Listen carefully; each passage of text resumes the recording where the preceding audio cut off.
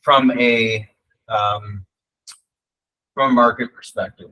So I did we were sitting here last year around this time, having some of the same discussions with farmers, and unfortunately at that point, commodity prices were about double where they are today, give or take.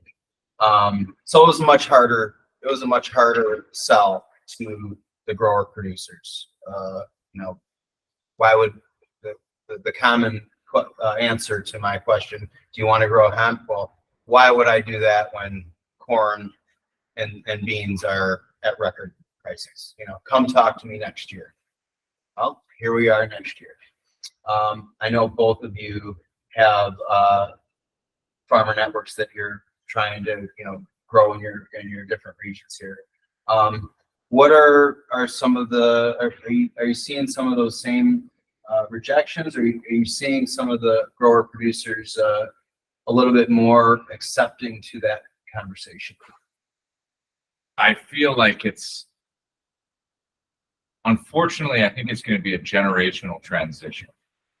It's not, and I understandably so. I mean, why upset the apple cart when the apple cart is so fragile to begin with? A lot of farms, they're working on some very fixed numbers that is subject to the market. And I think while they're definitely cognizant of the risk in that, I think they're more so averse to unknown risk that they can't identify accurately. So it's better to, swim in the pool that they already know, right? That being said, we've had a number of farmers who will stop, who slow down and turn around and come back. Throughout the whole drought, when our crop was growing and growing and growing and everybody else's wasn't, we saw a lot of slow-moving pickup trucks past our field. And so I think in terms of mitigating risk on, large acreage, anybody who's cropping out 600-800 acres, I think it's absolutely on the radar of these folks, because the ability, I mean, there's a number of reasons to incorporate it into a 3-crop rotation, but yeah, we're seeing an easier pitch to them, but it's still the type of thing that, well, my son's looking into it, talk to him, and it's kind of one of those things. So understandably so, but there is still hesitancy in the market. Yeah, from our end, we're probably dealing less of trying to add farmers on for us, since we are on the production, trying to be on the production side. I'd say it more from a landowner standpoint. At the beginning of the year, as we were trying to acquire some ground, I think there was a little bit of still perception. I actually believe that's either I thought it was more than it really was, or that it's quickly disappearing, and I'm seeing kind of this association with the marijuana market and the fiber is separating I think it's separating pretty significantly, where people are far more willing to listen. And then when you can see and touch and feel it, which we've been able to do at a local level and try to educate people.